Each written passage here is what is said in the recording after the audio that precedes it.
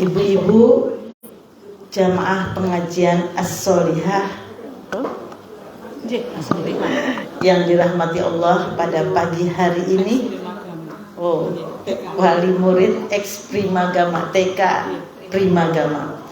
Bersyukur kita kepada Allah Subhanahu wa taala, alhamdulillah dengan tiada henti-hentinya, hanya karena kasih sayangnya, hanya karena kebaikannya, hanya karena kemurahannya kita sanggup menambah amal ibadah pada pagi hari ini, dimudahkan langkah kita, disegarkan ingatan kita, semua sama-sama bersepakat untuk berjalan menuju jalan yang diridhoinya.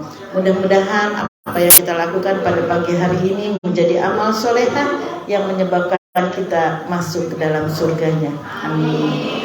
Juga selawat beriring salam kepada manusia yang sempurna, manusia yang kita rindukan, manusia yang telah membawa risalah Allah dari langit yang dibagikan kepada kita semua, petunjuk jalan keselamatan bagi kita. Semoga kitalah nanti yang akan mendapatkan syafaatnya di yaumil akhir. Ini yang banyak malaikatnya di depan, gak ingin diisi dulu ini. Monggo yang di belakang, silakan. Paling banyak loh malaikatnya di depan. Contohnya aja, coba kalau yang di depan ini pasti tidak akan menyambi dengan ngobrol, tidak akan menyambi dengan main HP karena dijaga oleh malaikat. Tapi kalau yang di belakang masih bisa tidur karena malaikatnya berkurang. Baik ibu-ibu yang dirahmati Allah, pada pagi hari ini saya sebenarnya diminta untuk meneruskan tema oleh Bu Eni yang lalu, itu yang pernah saya sampaikan. Tapi mungkin untuk variasi ya, apapun temanya, yang penting kita yang mendekatkan diri kita kepada Allah Subhanahu wa taala. Seandainya yang di depan ini diisi, maka yang baru datang bisa di belakang tanpa mengganggu perjalanan. Oh ya.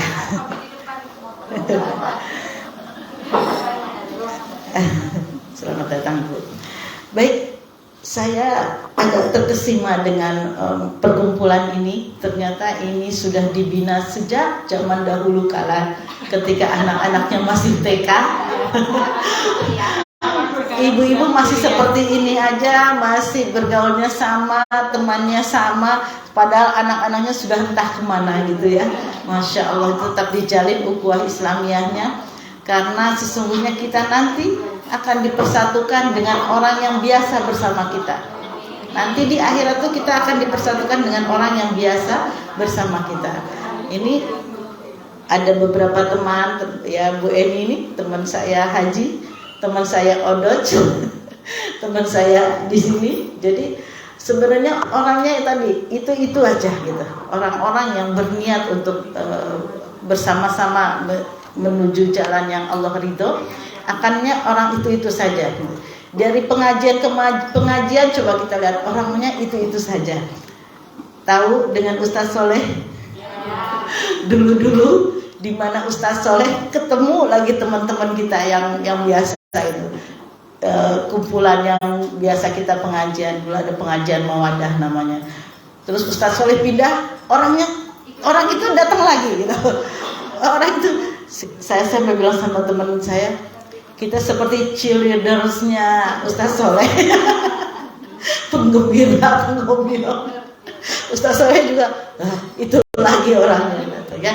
Jadi itulah, mudah-mudahan ya, bahwa ini sebagai sinyal, sepertinya atau pastinya mungkin nanti di surga ini juga orangnya gitu. Kita ketemu lagi gitu. Karena kita dalam komunitas yang baik ya, bukan komunitas yang bermaksiat. Kalau komunitas yang bermaksiat, kita jam sekian nanti kita karaokean ya gitu. Kita shopping ya, yang senang-senang ya, atau apa namanya sekarang sosialita, atau ya yang itu jauh daripada nilai-nilai agama. Sosialita ada yang bagus juga, tapi sosialita yang jauh dari nilai-nilai agama nanti juga berkumpulnya pasti bukan di surga.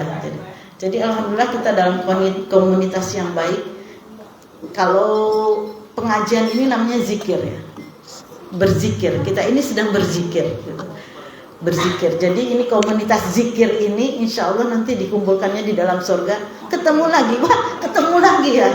Dulu kita di pengajian ini bersama, ternyata sekarang di surga juga berkumpul lagi. Jadi saya harapkan ini tidak berkurang anggotanya, tapi justru bertambah gitu. Ya, saya itu punya komunitas dulu zaman awal sekian berapa puluh tahun yang lalu, masih agak muda sayanya, itu komunitas tahfiz ya. Ada pasti ibu-ibu juga yang satu hari satu ayat satu hari, one day one ayat gitu, satu ayat satu hari. Di Al-Salihah ini juga ada ya. Itu dulu semangat banget ya termasuk mengejar-ngejar Ustadz kapan bisa. Dulu Ustadz Solih belum populer seperti sekarang, jadi masih kita cuma bersepuluh dilakoni gitu, didatangi gitu. Terus lama-lama kan lepas hilang. Tetapi kita berusaha gitu, kita berusaha untuk bisa ketemu sekali-kali gitu. Saya selalu merindukan yang 10 itu, jadi saya ayo kumpul kapan gitu. Kenapa? Karena saya nggak mau kehilangan orang yang kelak akan memberi syafaat kita nanti gitu. Jadi komunitas yang kelak nanti di surga saling memanggil gitu. Jadi walaupun sudah tidak ada lagi kumpulan ini gitu, udah bubar, tetapi berusaha untuk saling bertemu, bergantian. Saya merasa rugi kalau sampai kehilangan ini. Jadi di dalam hadis sebutkan bahwa peliharalah teman-temanmu yang melihat dia mengingatkan kita kepada Allah gitu, pada kebaikan gitu. Ini berharga banget, ini sangat-sangat berharga ya. Teman yang melihatnya aja suka WA, yuk kita pengajian jam sekian ya gitu. Di sini ada pengajian, share pengajian. Di sini ada ngasih tahu, nanti ada pengajian ini ya, pengajian ini. Ini orang yang selalu mengajak kita kepada kebaikan. Ini harus dipelihara sama kita, dijaga hubungan baik kita. Gitu. Kalau kita kemana-mana kita ingat bawain oleh-oleh buat dia. Gitu. Pokoknya ini betul-betul berharga dibanding apapun. Karena kita kan nggak pede bisa masuk surga dengan amalan kita sendiri. Gitu. Kita perlu ada yang diizinkan Allah memberi syafaat untuk membantu kita masuk ke dalam surga.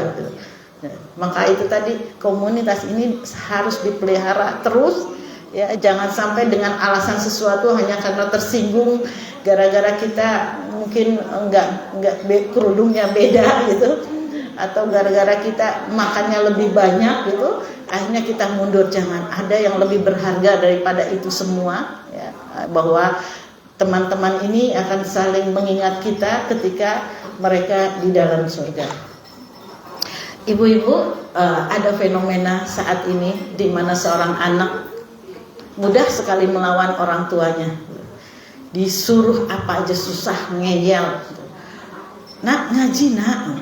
Padahal anaknya masuk pesantren. Jadi ketika pulang, ada nggak yang punya keluhan anaknya masuk pesantren, ketika pulang disuruh ngaji susah, disuruh ngaji alasannya ini ngecas mah gitu, ada aja alasannya. Padahal udah kita masukin pesantren.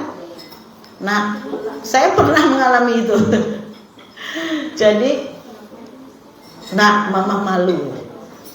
Anaknya teman mama itu di masjid pada ngaji pas bulan puasa gitu kan, liburan mereka pulang. Anak teman mama di masjid pada ngaji. Anak mama yang di pesantren nggak ada yang di sana. Mama malu sama mereka. Nah, mereka bisa jawab. Mereka akan ngaji setiap tahun sekali mah pas puasa. Aku di pesantren itu sehari 5 kali mah, gitu. 5 kali ada aja jawabannya. Ada lagi, mama dulu di pesantren nggak kayak kamu, pakai baju ketat segala macam. Misalnya, jawab lagi dia, ya mama kan pesantren kilat. Jadi selalu ada alasan anak untuk membantah orang tuanya. Itu anak yang di pesantren. Tapi itu tadi, jangan sampai ada kata-kata tuh anak yang di pesantren aja seperti itu gitu. Atau atau apa, udah di pesantren aja anak seperti itu. Harus dibayangkan kalau anak yang kayak gini, yang melawan dan sebagainya, di pesantren aja dia ngelawan, apalagi kalau dia tidak di pesantrenin gitu. Kita setiap hari hanya mendapatkan anak yang selalu melawan, menyakiti orang tua, disuruh susah dan sebagainya. Belum lagi di luar sana. Terbayang gak ibu-ibu kalau tiba-tiba ibu-ibu didatangi oleh anak, Umi, aku mau ngomong. Ayo ngomong aja di sini. Enggak, empat mata. Ada apa nak? Bawa ke kamar sampai delik-delik. Terus belum ngomong udah nangis. Kenapa nak? Aku hamil. Terbayang nggak perasaan kita saat itu? Mending mati ya rasanya, ya kan? Sama siapa nak? Kamu hamil sama siapa? Gitu kan? Ngelihat anaknya pakai kerudung, selalu nggak pulang malam, pulang tapi bisa hamil gitu. Pasti seorang ibu hatinya hancur. Dapat jawaban lagi lebih hancur lagi. Gak tahu sama siapa mak. Ganti-gantian gitu kan. Itu banyak yang kayak gitu, sangat banyak gitu. Sangat banyak. Orang tua yang di luar Jogja, yang ngekosin anaknya di Jogja ini semua khawatir gitu loh. Tanpa pengawasan mereka bisa bebas di dalam kamarnya entah siapa. Belum lagi apa, ternyata tabung gas kita di rumah hilang, uang di dompet hilang, terus kemudian kita baru beli sepatu hilang. Ternyata apa? Anak yang terlibat narkoba. Orang narkoba itu nggak pandang bulu, semua kan dia bagaimana caranya bisa membeli obat tersebut gitu. Nih hal-hal seperti ini tuh banyak kita juga tahu ya. Alhamdulillah kalau kita tidak mengalaminya. Yang narkoba, yang menjadi geng motor, yang menjadi kelitih, yang menjadi, aduh, kalau saya lihat di TV itu cuma adanya bersyukur, ya Allah bukan anak kita yang di sana, ya Allah bukan anak kita di sana. Pada malam tahun baru, di mana anak kita gitu.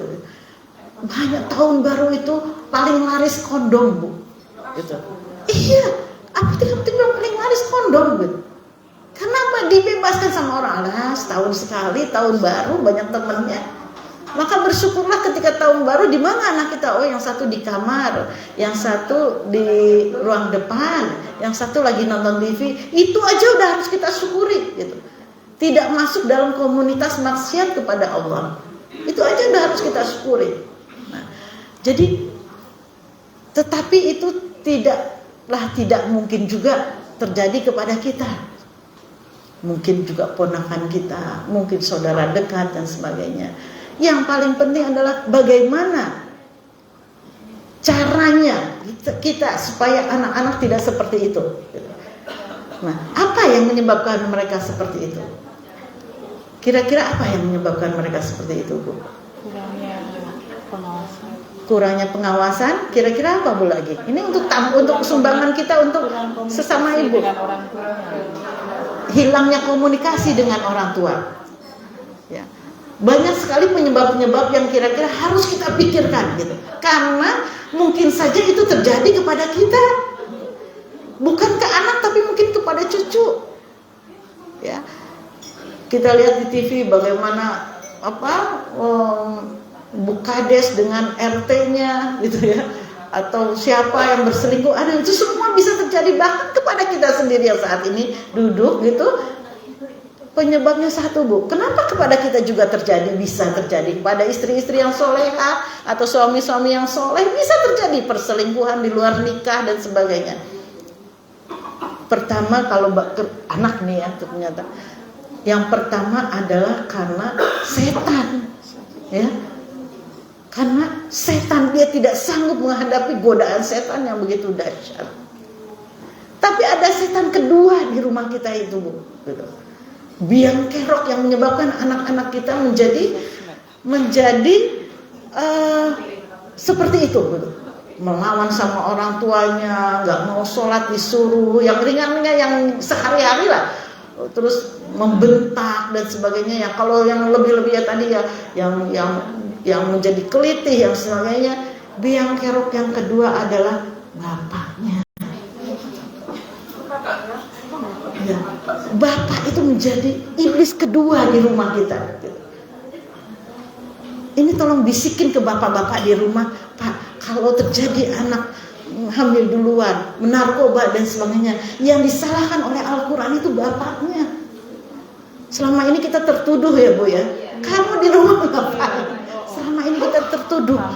Padahal Al-Quran, coba di dalam Al-Quran semua pendidikan anak bapaknya yang mendidik. Bagaimana Ismail menjadi soleh seperti itu, ya kan? Bagaimana Yusuf, Yakub, semua bapaknya.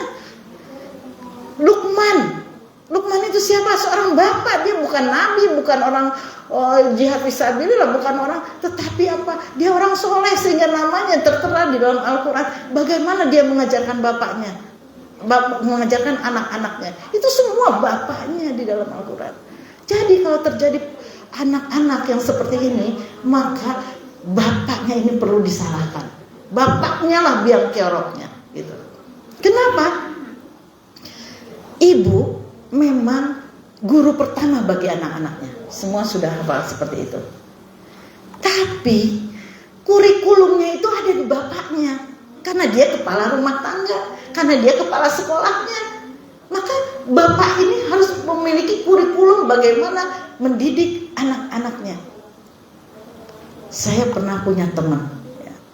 Dia bercerita, dia punya suaminya itu, gitu. Suaminya itu, kalau dia pergi kunjungan kemana-mana, itu dia memiliki keresahan.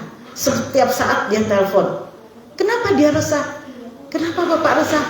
Karena kurikulumnya jadi terhenti, gitu. Apa yang dilakukan oleh si bapak? Subuh dia bangunin semua isi rumahnya. Dia bangun duluan, siap duluan, bangunin istrinya. Istrinya menyiapkan mungkin minuman, bapaknya bangunin anak-anaknya, meskipun anaknya itu bayi. Mulai dari bayi baru kecil dibangun-bangunin semua. Anak yang sudah bisa berangkat ke masjid, dia bawa pakai motornya ke masjid. Sebelumnya dikasih uang anak-anaknya itu. Ini nanti kamu infakin ke masjid ya. Setiap ketemu orang, ayo ucapin assalamualaikum, assalamualaikum. Terus ke masjid, pulangnya dikumpulin lagi anak-anak. Diajarin baca Quran, diajarin hafalan Quran, yang sudah hafal disuruh setorin gitu. Jadi apa? Punya kurikulum. Saya katanya tidak pernah tiada hari tanpa yang pertama paling tidak saya bacakan satu hadis kepada anak-anak, satu ayat Al-Quran kepada anak-anak, dan saya memberi hadiah kepada anak-anak yang memiliki prestasi kebaikan di dalamnya gitu. Jangan lupa dia berpesan kepada istrinya, Bu, nanti bekal anak-anak dilebihin ya, suruh dia kasih temannya yang terdekat. Ini kurikulum dari bapaknya yang akan yang menjalankan ibunya, karena ibu udah banyak sekali PR-nya. Ibu itu sudah banyak sekali PR dalam keluarga. Sabun habis, siapa yang paling ingat? Ibu. Gula, teh di rumah, ibu. Ya, baju anak kekecilan, ibu. Wesel buat anak, ibu. Udah banyak sekali PR ibu itu. Sehingga yang paling jernih memikirkan kurikulum anak itu adalah bapaknya. Jadi tanyakan bagaimana bapak itu menempelkan akidah kepada anaknya sehingga tadi tidak terjadi hal-hal yang seperti itu. Gitu. Coba kita lihat bagaimana Nabi Ibrahim. Nabi Ibrahim itu dengan membawa Siti Hajar dengan anaknya Nabi Ismail ditinggalkan di padang tandus. Apakah ditinggalkan begitu aja? Nabi Ibrahim sebelum meninggalkan sudah menitipkan akidah kepada anak dan istrinya. Ketika Nabi Ibrahim tidak sanggup melihat istrinya yang bertanya, apakah aku akan ditinggalkan di negeri yang hewan pun tidak ingin tinggal di sini? Gitu. Tidak ada air, tidak ada manusia sampai 3 kali. Lalu Siti Hajar bilang, wahai suamiku, apakah ini perintah Allah? Lalu suaminya baru balik badan yang sudah berurai air mata, ya, berpisah dengan, ya ini perintah Allah. Karena akidah sudah ditanamkan kepada istrinya, istrinya langsung bilang apa? Oh, kalau perintah Allah, saya yakin Allah tidak akan meninggalkan saya. Ini akidah yang bisa nggak tertanam di dalam diri kita. Apapun yang terjadi kita selalu bilang, ini yakin Allah tidak akan meninggalkan saya. Gitu.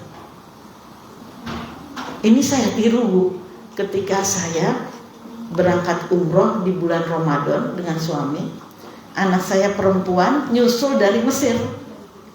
Kebetulan dia sekolahnya di Mesir, masih gadis, nyusul ikut sama saya di hotel saya, makannya sama gitu.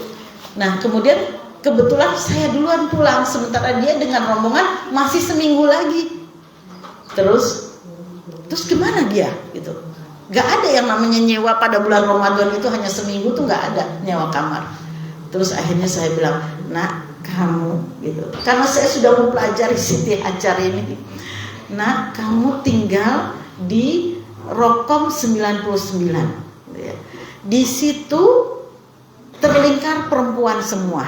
Di situ perempuan semua, kamar mandi dekat, Ka'bah juga bisa lihat dari situ. Kamu tinggal di situ selama seminggu. Bapaknya udah nangis gitu ya, nangis. Anak kita mau ditinggal begini gimana ya, sendirian gitu. Terus bilang, Mas, Siti Hajar ditinggal di padang tandus, tidak ada apa-apanya, bersama Allah. Apa yang terjadi?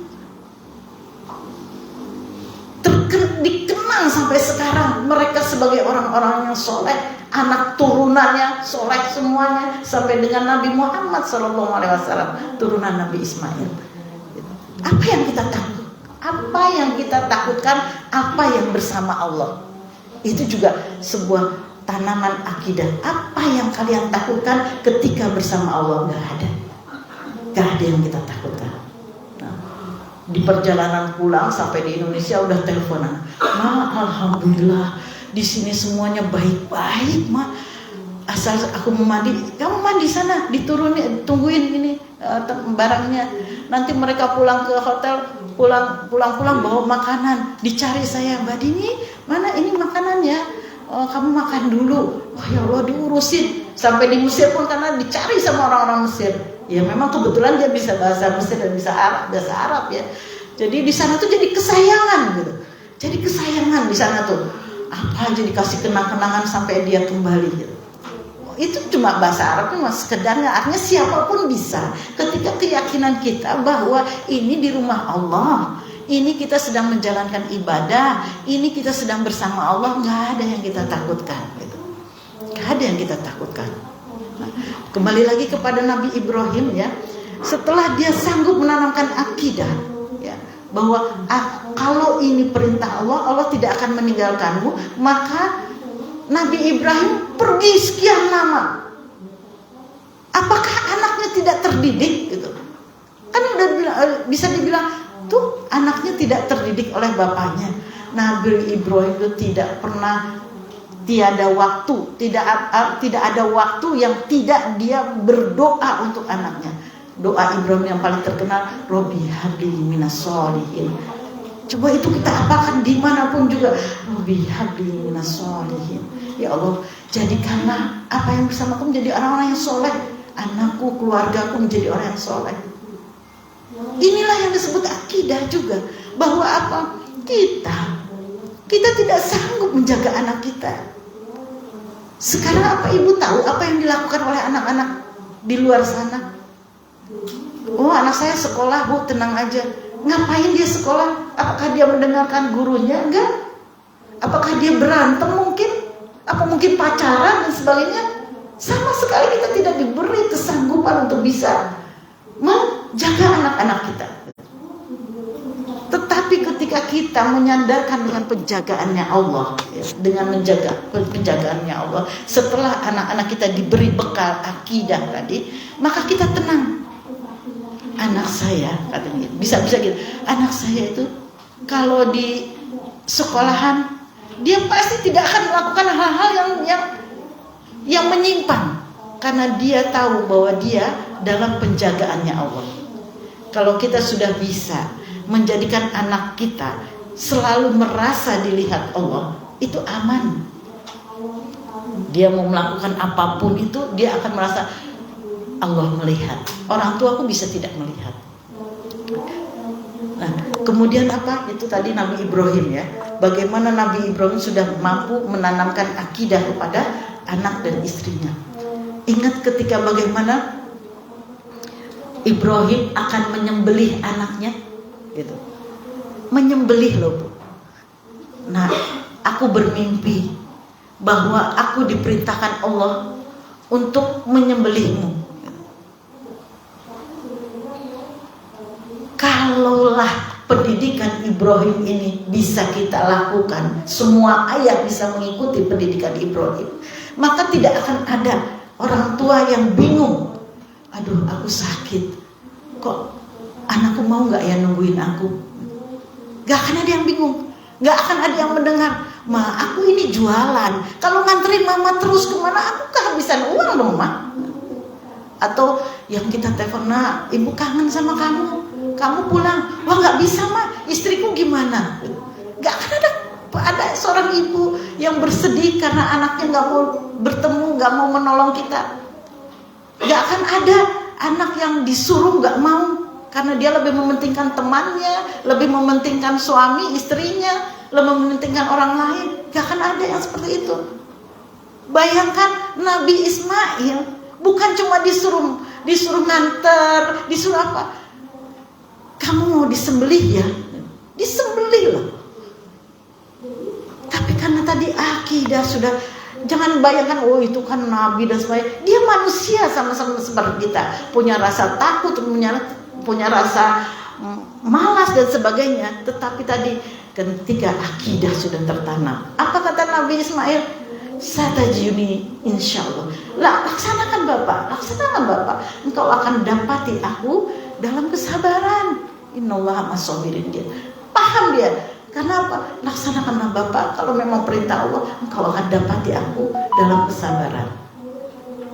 Ya, tadi perasaan Nabi Ibrahim sama dengan bapak sedunia yang ada di sini. Sedih dia, nggak sanggup dia. Sampai dia kalau melihat Nabi Ismail, dia memalingkan wajahnya karena nggak sanggup. Bagaimana dia harus menyembelih anaknya. Nih, anak yang sudah dididik dengan soleh, dengan akidah yang benar, yang selalu didoakan setiap saat. Apa yang dilakukan oleh Nabi Ismail? Bapak, kencangkan ikatanku. Karena tadinya masih longgar namanya menyembelih anak ya, diikat gitu. Kencangkan ikatanku sehingga aku tidak meronta. Ya. Sehingga aku tidak, kalau aku meronta pasti kamu ragu. Pasti engkau menjadi ragu. Terus kemudian apa? Yang kedua apa kata Nabi Ismail? Bapak, tajamkan pisaunya supaya kalau aku nggak kelamaan kesakitannya gitu. Kalau kelamaan engkau pasti ragu, pasti engkau nggak jadi gitu. Kalau sekali selesai gitu. Dan yang ketiga apa yang dikatakan di permintaan Ismail itu, permintaannya 3 itu. Satu lagi apa? Bapak, aku buka baju dulu ya, buka baju gamis, supaya ibuku tidak melihat darah di bajuku. Nah, pengen nggak kira-kira punya anak ya Allah yang percaya betul terhadap bapaknya, percaya betul dengan bapaknya, bahwa bapaknya tidak akan mencelakakan dia, bapaknya akan menuntun dia kepada kebaikan. Jadi kalau kita melarang anak jangan main HP gitu, tapi anak ngumpet-ngumpet main HP, belajar ngumpet-ngumpet bukan belajar tapi main nulis surat cinta misalnya gitu. Pokoknya apa yang kita suruh dia akan melakukan sebaliknya gitu. Berarti anak itu tidak percaya kepada bapaknya. Jadi idola pertama bagi anak itu bapaknya. Maka kalau yang diidolakannya nggak benar, anak pun jadi tidak benar gitu. Tapi yang diidolakan, saya pernah punya teman, kamu mau jadi apa kalau tua? Mau kaya siapa kalau udah tua? Saya pengen kaya bapak. Lah kenapa sama pengen kaya bapak? Karena bapak selalu sholat masjid di 5 waktu di masjid tanpa pernah terlambat. Nah, idola anak, kenapa dicontohkan? Kita ribut aja. Jangan main HP sambil kita megang HP. Sholat nak sholat, tapi bapaknya nggak berangkat ke masjid. Gimana kita bisa pengen punya anak kayak orang itu loh, anaknya soleh-soleha? Jangan nyalain anak. Bagaimana contoh yang ada di dalam keluarga itu tadi. Kembali lagi pada Nabi Ismail. Jadi jangan dikira bahwa Nabi Ismail itu ditinggal begitu saja prong, kemudian nggak pernah diurusin. Padahal jarak daripada Nabi Ismail di Makkah gitu ya, di Makkah itu dengan di Palestina, Nabi Ibrahim di Palestina, Nabi Ismail di Makkah. Nabi Ismail berjalan berjauh-jauh sampai kemana? Akhirnya sampai di rumah Nabi Ismail diketok, yang keluar istrinya, siapa ini? Saya mencari Ismail. Oh, Ismail sedang pergi berburu. Bagaimana keadaan rumahmu? Kata Nabi Ismail. Ditanya. Terus kata Nabi Ibrahim. Terus kata istrinya, wah, di rumah serba kekurangan. Suami saya pergi terus berburu, nggak pernah ngasih nafkah. Saya pokoknya keluhan terhadap Ismail begitu keluar semua. Akhirnya Nabi Ibrahim bilang, gimana? Ya, sampaikan salamku kepada Ismail. Katakan aku dari jauh dari Palestina menyuruh dia mengganti palang pintunya. Kan gitu ya, dikenal banget gitu. Artinya apa? Dipikirkan banget anak ini. Rumah tangganya, apanya, kebaikan-kebaikan di dalamnya dipikirkan banget. Akhirnya Nabi Ismail pulang, diceritakan seperti itu. Besoknya diceraikan istrinya. Sebaliknya ketika datang lagi ternyata istrinya soleha. Dan apa kata Nabi Ibrahim? Pertahankan palang pintunya. Nah, jadi walaupun anak sudah rumah tangga, harus dalam pantauan kita. Apakah syariat Islam itu dijalankan? Sedari kecil kita ngajarin anak tentang kebaikan, amal soleh, Al-Quran dan sebagainya, akidah yang benar. Hati-hati, ini bisa dirusak oleh pasangan hidupnya sendiri gitu. Bisa dirusak oleh pasangan hidupnya sendiri ketika dia salah pilih. Maka orang tua wajib memantau sampai kapanpun keadaan didikan yang telah kita berikan. Itu Nabi Ibrahim, seorang bapak yang sukses mendidik anaknya. Tidak diceritakan bagaimana Nabi Hajar itu mendidik anaknya. Nabi Hajar hanya menjalankan kurikulum yang sudah dibuat oleh bapaknya. Sekarang ganti Nabi Yakub. Dalam surat Al-Baqarah ayat 133. Ini ayat yang paling saya sukai itu. Paling saya Am kuntum syuhada. Apakah kalian menyaksikan iz hadara mauta Yakub, ketika Yakub mau mati ya. Bayangkan kita mau meninggal itu dikumpulin anak-anaknya semua. Kalau kita mau meninggal dikumpulin anak-anak, apa yang akan kita katakan kepada anak-anak? Ini bapak sebentar lagi diambil oleh Allah. Kira-kira apa yang akan kita pesankan? Ini bapaknya nggak ada ya, tapi kita kira-kira apa? Ini rumah yang ini buat si ini, gitu kan? Ini jangan berantem, jangan ini harta bapak yang di sana udah kita kasih ini inventaris harta bapak di sini ini, gitu kan? Sawah di sini, dia sawah di sini, kira-kira seperti itu kan? Gitu. Tapi apa yang dilakukan oleh Nabi Yakub ketika dia hampir saja meninggal dunia, dia kumpulkan anak-anaknya dan berkata, apa? Mana budu ba'di. Apa yang akan kamu sembah setelah kematianku? Nabi Yakub sudah benar dari kecil mendidik anak-anaknya, itu pun dia ragu. Jangan-jangan sepeninggalan dia anaknya menjadi murtad gitu. Jangan-jangan sepeninggalan dia banyak Tuhan lain yang akan disembah. Tuhan harta, Tuhan perempuan, Tuhan dan sebagainya yang bukan Tuhan Allah. Apa yang akan kamu sembah setelah meninggalnya aku? Itu yang dikhawatirkan oleh Nabi Yakub. Ini bisa kita tiru. Karena apa? Kalau sampai ada Tuhan lain selain Tuhan Allah, habis semua kita. Tidak tersisa amalan kita sedikit pun yang bisa kita bawa mati. Habis semua kita. Bangkrut kita ketika selain Tuhan Allah yang ada dalam sesembahan kita. Nah, Anak yang sudah dididik dengan kebaikan-kebaikan, yang sudah sangat mengidolakan bapaknya dengan contoh-contohnya yang baik, apa jawaban anak-anak? Qalu na'budu ilahaka.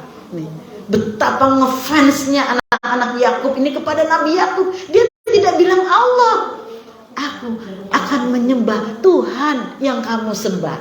Gitu.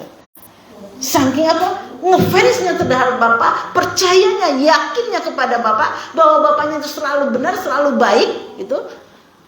Maka dia katakan, aku akan menyembah Tuhan yang engkau sembah, dan Tuhannya Ibrahim juga, gitu. Tenang Nabi Yakub ketika meninggal dunia, yakin anak-anaknya akan menyembah Allah, tidak akan mensekutukannya, selalu menjalankan perintahnya, meninggalkan larangan-larangannya, selalu dekat dengan Allah. Sudah kuat kaki anak-anak ini. Maka orang tua yang seperti inilah yang harus bersyukur ketika kita meninggal dunia, kita meninggalkan anak-anak yang soleh dan soleha. Belum lagi Luqman. Luqman itu kita tahu ya, surat Luqman. Siapa sih sampai sedemikian mendapatkan hormatnya dari Allah, dicantumkan di dalam Al-Quran. Dia bukan nabi, apalagi rasul. Dia bukan juga sahabat-sahabat Rasulullah. Dia ternyata hanya seorang budak hitam yang tidak dipandang, pendek bentuknya, hitam kulitnya, tetapi apa? Diberi kehormatan, ditulis di dalam surat Luqman. Karena apa? Kurikulum dia dalam mendidik anak-anaknya menyebabkan dia naik derajatnya. Seorang bapak yang memiliki kurikulum untuk menjadikan anak yang soleh akan naik derajatnya. Tidaklah seperti Luqman, tetapi sudah yakin bapak yang selalu mengajarkan kebaikan akan naik derajatnya. Yang pertama apa yang dinasihatkan Luqman, nih kurikulum Luqman, ya, kurikulum Luqman apa? Yang pertama ada ya bunaya. Manggilnya tuh dengan sayang, wahai anakku, gitu. Jangan kamu mensekutukan Allah. Inna syirka la zulmun azim. Jangan kamu mensekutukan Allah, menduakan Allah, karena mensekutukan Allah adalah kekejaman yang paling kejam, gitu. Aniaya yang paling kejam. Nih, akidah yang pertama ditanamkan oleh Luqman kepada anaknya, jangan kamu mensekutukan Allah, gitu. Jangan mencari teman sesembahan selain Allah. Kira-kira gini ya contohnya, kita sakit sudah sangat parah. Kalau kita tidak minum obat A, kita bisa berbahaya, bisa cacat, bisa stroke, bisa darah tinggi dan sebagainya. Kalau dokternya cuma nulis resep dikasihin kepada kita gitu, tanpa dia omongin, kira-kira mau kita minum nggak obatnya? Nggak kan? Cuma gini, saya sering tuh nggak minum obat karena apa? Nggak jelas, nggak komunikatif dokternya. Tetapi kata dokter, karena dia tahu kalau kita tidak minum ini, maka dia dalam posisi yang berbahaya. Sehingga dokter bilang, minum obat ini ya. Kalau tidak, kamu berbahaya. Kamu akan menjadi stroke. Minum obat ini ya. Kalau enggak, kamu stroke loh. Sekali kamu enggak minum obat, kamu stroke. Kira-kira kita bakal meninggalkan enggak obat itu? Enggak kan? Nah, ini yang dilakukan oleh Luqman. Kamu jangan mensekutukan Allah. Kalau kamu mensekutukan Allah, habis kamu. Celaka kamu. Aniaya kamu, menderita kamu selamanya. Direbus kamu di dalam api neraka, gitu. Tegas Luqman mengatakan kepada anaknya, akidah dulu yang disampaikan. Allah tempat jangan disekutukan sebelum sholat dan sebagainya. Karena apa? Ini yang paling berbahaya. Kita kan tahu semua dosa diampuni kecuali dosa musyrik. Jadi bagaimana kita mendidik anak-anak kita bahwa kamu punya Tuhan, punya Allah. Jangan kamu cari teman. Kalau kamu dimanapun, Allah akan melihat kamu. Kamu akan dilihat oleh Allah. Kira-kira kalau kita tanamkan anak punya perasaan bahwa kemanapun dia Allah akan melihat, kira-kira anak kita bakal seperti yang diceritakan tadi nggak? Hamil duluan, narkoba. Gak mungkin. Ketika akidah dari sejak kecil kita tanamkan kepada anak kita, gitu. Yang kedua baru sholat. Ya. Sholatlah kamu. Ya. Itu nanti buka ya surat Luqman ayat 13, yang sekarang ayat 16-nya. Sholatlah kamu dan berserulah kepada kebaikan dan berserulah untuk berbuat baik dan nahi mungkar, melarang kejahatan. Dan bersabarlah kamu dalam melakukannya. Nah, satu ayat itu. Sholat, menyuruh pada kebaikan, melarang pada kemungkaran, dan bersabarlah kamu melakukannya. Luqman sangat tahu. Dia bukan nabi, bukan siapapun. Dia tidak hidup di zaman Rasulullah. Ya. Apa katanya? Bersabar dalam melakukan kebaikan. Artinya apa? Gak mungkin kamu tidak diuji ketika melaksanakan kebaikan itu. Sholat juga harus butuh kesabaran. Bersabar, jangan putus asa. Wah, aku tuh kalau sholat tuh gak khusyuk ya. Jangan putus asa, lakukan terus. Puasa itu gak kuat ya aku. Bersabar. Jadi kunci daripada ibadah bisa kita laksanakan setiap saat kalau kita bisa bersabar. Dan juga bukan hanya kita sholat, kita gak boleh baik sendiri. Harus kita tanamkan pada anak-anak, kamu gak bisa baik sendiri. Nah, kamu harus mengajak orang, gitu. Mengajak orang berbuat baik dan melarang pada kemungkaran. Karena ini apa? Ini adalah amalan yang paling Allah cintai. Ya, seperti komunitas ini.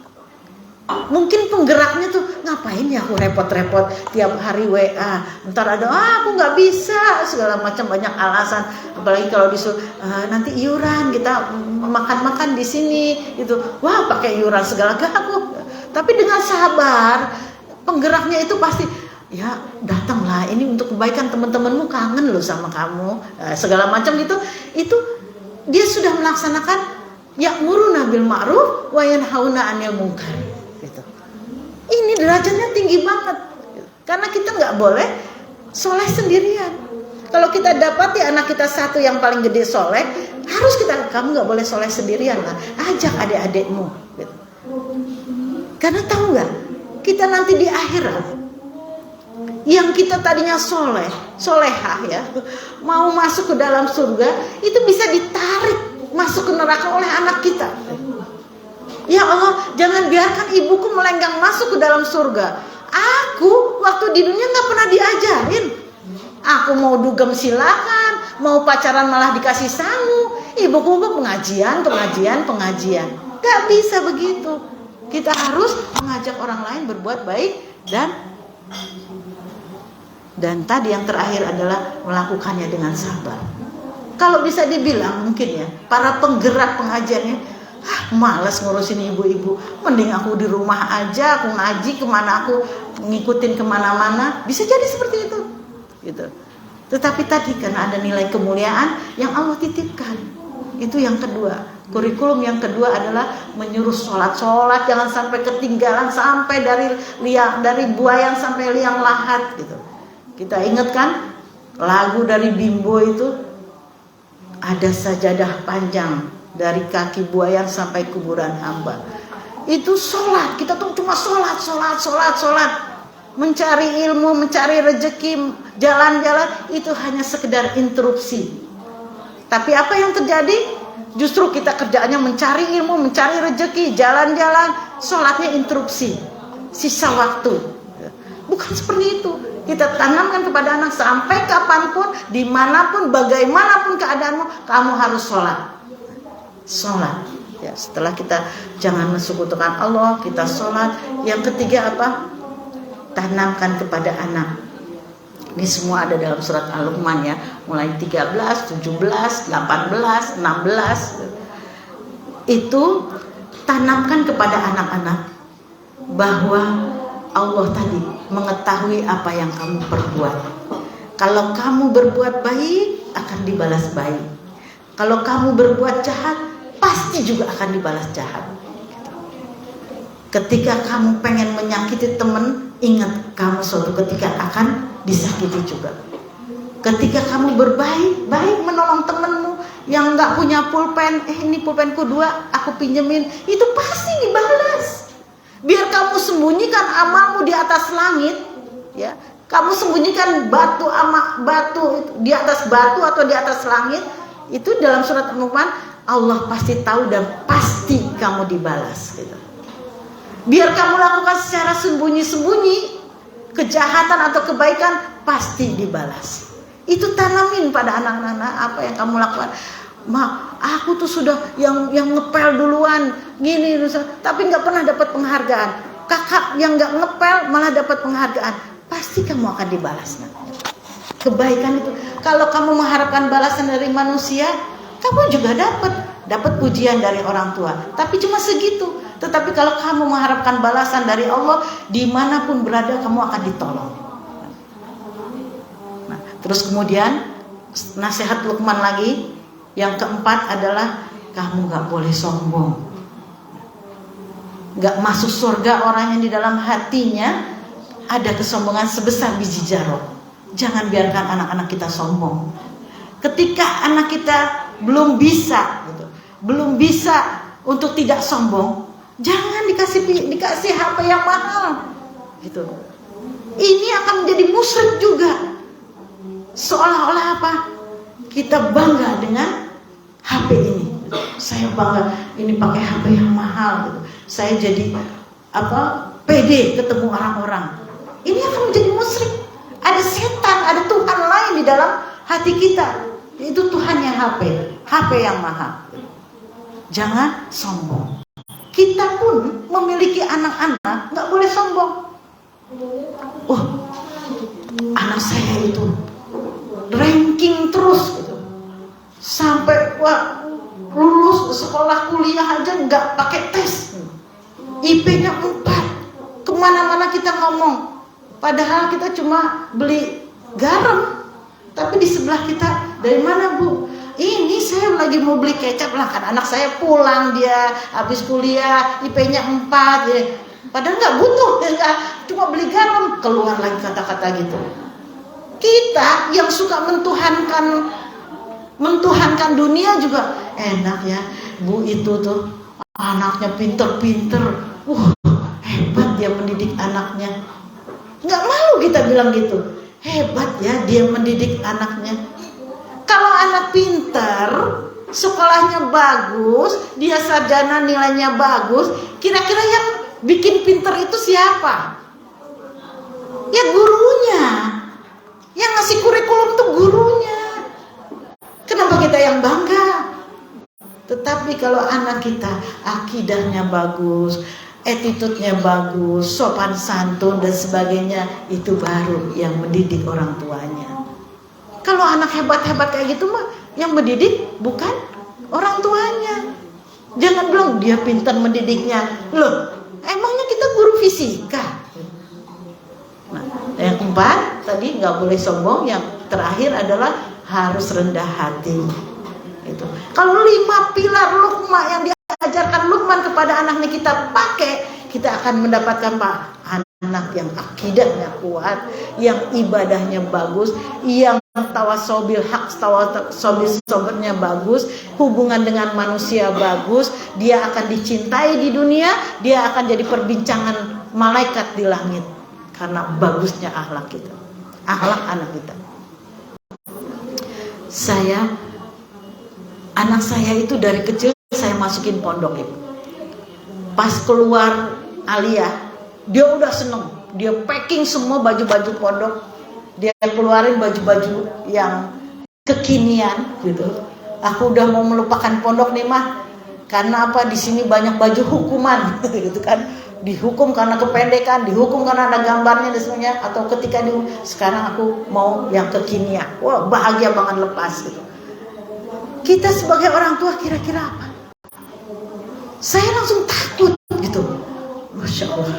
Takutnya apa? Ini anak sudah memiliki ilmu agama. Dari kecil, bahkan dari TK-nya sudah TKIT, SDIT, Pondok Pesantren Sanawiyah, Pondok Pesantren Aliyah. Ini anak sudah memiliki ilmu agama. Tapi ilmu agamanya baru di kepala, belum masuk ke hati. Ilmu agama yang dipakai, yang hanya sampai di kepala, hanya akan buat minterin orang. Tahu nggak ibu-ibu? Majelis ulama kita ini, ya, atau departemen agama, itu sebagai alat kekuasaan untuk ini boleh atau enggak, gitu. Halal atau haram, gitu kan? Jadi apa kata majelis ulama ini halal, baru kita semua masyarakat ikut. Kalau haram, majelis ulama katakan haram, maka kita semua ikut. Nah, kalau kita memiliki orang pinter agama yang hanya sampai di kepala, dia hanya akan menjadi alat penguasa. Karena tahu penguasa itu tidak akan bisa menentukan atau menyuruh masyarakat rakyatnya untuk mengikutinya kalau tidak lisensi daripada majelis ulama. Akhirnya terjadilah mengucapkan selamat hari Natal boleh, kata majelis ulama. Ya. Entah ini bukan majelis ulama yang di mana ya. Saya nggak bilang yang di sini. Oh, di sini kan nggak boleh. SB boleh. Tuh, apa yang disuruh pemerintah ini boleh gitu. Jadi minterin. Akhirnya apa? Dengan dalil-dalil yang dia ciptakan sendiri gitu. Minterin sendiri, cari-cari sendiri. Al-Maidah ayat berapa itu diserang gitu. Dari pemimpin menjadi teman sejati, dibelok-belokin. Ini ilmu agama yang masih sampai di kepala. Itu yang saya takutkan. Saya khawatir. Duh, gimana caranya ya? Ini anak tidak lepas dulu. Ma, aku mau kuliah ya, Ma ya. Aku nggak kuliah agama lagi, Ma. Udah dari kecil aku agama nurutin Mama. Sekarang aku mau kuliah bebas ya, Ma. Pokoknya aku mau kuliah ini milih sendiri dan sebagainya. Oh, udah sibuk dia. Udah sibuk searching segala macam ini. Saya masih diam aja. Ma, kalau ini bagus nggak? Saya diam. Akhirnya saya datengin. Nah, kamu tahu nggak? Selama ini kamu kan di pondok. Kamu nggak tahu nggak dunia luar itu? Dunia luar itu begitu kejamnya, nak. Agamamu itu nanti kalau sudah di dunia luar itu bukan lagi agama orang tuamu, bukan lagi agama pondok pesantrenmu, tetapi agama temanmu. Kira-kira kakimu sudah kuat nggak menghalau agama teman yang tidak benar? Kira-kira kamu kuat nggak? Kamu ikut yuk ulang tahun di sana, seneng lu. Karena apa? Yang namanya kesenangan itu dibisiki dihadiri oleh setan-setan yang membuat kita sangat terlena, mudah sekali terlena. Belum nanti dia memilih mungkin calon istrinya yang lain agamanya. Karena dia punya pengetahuan agama, dia putar balikan. Lah saya kan mau mendidik, mendidik. Banyak macam-macam orang yang minterin gitu. Nah, di luar sana, nak, ngeri, nak. Kakimu belum tentu kuat, belum kuat. Ilmu agamamu baru sampai kepala, belum sampai hati. Di hatimu belum ada Quran. Terus gimana, Mak? Ini paling kecil. Ini kisah nyata. Terus gimana, Mak? Kamu pesantren hafalan Quran dulu ya, nak ya. Di sana itu kita ngapalin Quran. Tahu orang yang menghafalkan Quran tuh, nak? Itu bibirnya tidak pernah lepas dari bacaan ayat suci Al-Quran. Sehingga ayat suci Al-Quran itu masuk ke dalam hatinya, hati kita. Sehingga segala perbuatan kita akan dituntun oleh Al-Quran. Marah dia. Kamu, Mama tega banget. Aku udah setiap saat merindukan bisa pulang, bisa bebas. Sekarang harus masuk pondok lagi. Nah, kalau kamu sudah bisa hafal Quran, nah, nggak usah 30 juz, 10 juz segini, nak. Maka pelajaran lain mudah bagi kamu. Udah terbiasa kamu menghafal. Kamu mau kuliah apapun kecil nanti. Jadi kamu hafalin Quran dulu, terus kemudian sampai Desember aja, nak. Setelah Desember kamu bimbingan tes, nah nanti mulai Maret, April kamu kuliah. Kamu bisa milih gitu. Supaya apa? Supaya di hatimu kamu bawa terus Al-Quran. Baru Mama tenang melepasmu. 2 bulan saya nggak ditegur. Diem aja di kamar. Anak-anak sekarang enak, Bu. Dia musuhan dengan orang tuanya santai. Di kamar terus, dia punya teman HP, ya kan? teguran, walaupun nggak boleh keluar, nggak dikasih motor, dia di kamar tenang. Nak, makan nak, nggak jawab. Saya taruh makanannya, nanti habis gitu. Terus gitu, saya kenceng-kencengan doa ini. Jadi ini setelah kita minta, menurut kita ini yang terbaik, selanjutnya apa? Kita minta sama Allah untuk membolak-balikan hatinya. Karena hatinya milik Allah. Kemana kita harus minta? Yaitu ke Allah. Kenceng-kencengan doa. Mas, berdoa mas, ini anak supaya yang lain udah pada kuliah, dia di kamar aja terus. Bayangin, anak laki-laki tapi ya. Tahu-tahu sesudah 2 bulan dia WA. Ma, aku di pondok mana? Masya Allah, kayak lagi kering, minum setetes air salju. Aduh, saya belum jawab. Sujud syukur sama suami. Mas, ini di pondok mana? Katanya gitu kan. Di pondok mana gitu. Nah, udah akhirnya dia dimasukin di pondok yang paling menderita.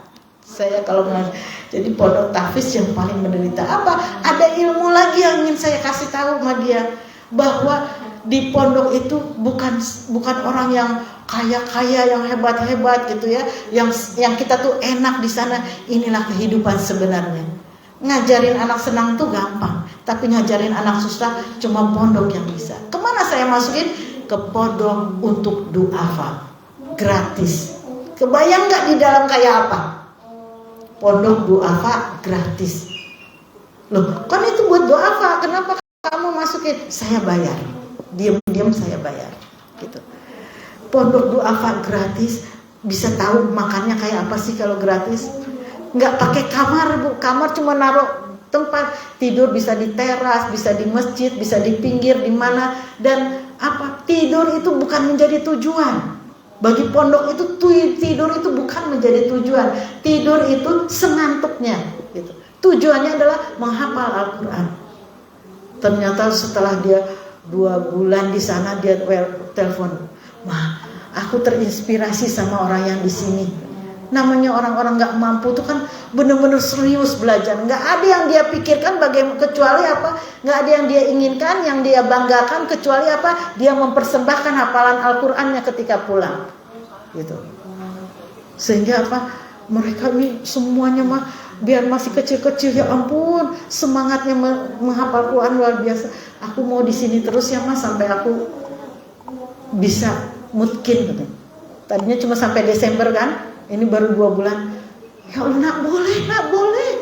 Kamu tuh karunia. Kamu ngomong gitu tuh karunia. Seandainya ada yang mau ngasih gunung emas sebesar gunung Uhud, ini lebih bahagia mama mendengarkan kata-kata kamu ini. Kamu masih pengen di sana sampai mungkin. Terus sekarang sudah 4 bulan. Mah, alhamdulillah, saya sudah 17 juz. 4 bulan 17 juz. Saya juga kan sebagai manusia bersorak gembira. Masya Allah, hebat kamu nak, ya Allah. Mama kamu nyangka nggak bakal hafal seperti itu? Enggak, Ma. Kamu hebat, Mama. Enggak, ini tuh semua karena pertolongan Allah, kata dia gitu. Gak mungkin aku sanggup menghafal bahkan 1 ayat pun kecuali pertolongan Allah. Kalau Allah bikin aku malas bisa. Kalau Allah bikin aku ngantuk ketika baca bisa. Allah bikin aku lupa bisa. Jadi ini semata-mata pertolongan Allah, Ma. Diingatkan, justru dia yang mengingatkan kita gitu. Mengingatkan saya. Oh ya nak, maaf. Betul nak, kamu betul, ini pertolongan Allah. Maka jangan sombong. Dia selalu berpesan yang selalu saya langgar. Mama gak usah cerita-cerita ya kalau aku ngapalin Quran. Ini saya selalu langgar. Kenapa? Karena saya ingin membagi kebahagiaan saya, kesyukuran saya, supaya semua orang bisa merasakan atau mendapatkan kesyukuran yang sama seperti ini. Gitu. Nah, udah ya. Ya, mungkin bisa lain waktu, masih panjang sekali kita bisa cerita-cerita tentang yang sesungguhnya terjadi. Ya, salam buat bapak-bapak di rumah dari Pak Nurdin, jangan dari saya. Intinya apa? Bisikan, Bapak ini kepala sekolah, Bapak ini harus menanamkan akidah, Bapak ini harus mengkhawatirkan bagaimana ketika kita mati. Bukan soal harta, bukan soal apa, soal akidah anak-anak ini. Apakah dia mampu menjalankan perintah Allah, gitu ya. Sekian, mudah-mudahan ada manfaatnya. Mohon maaf atas kesalahan.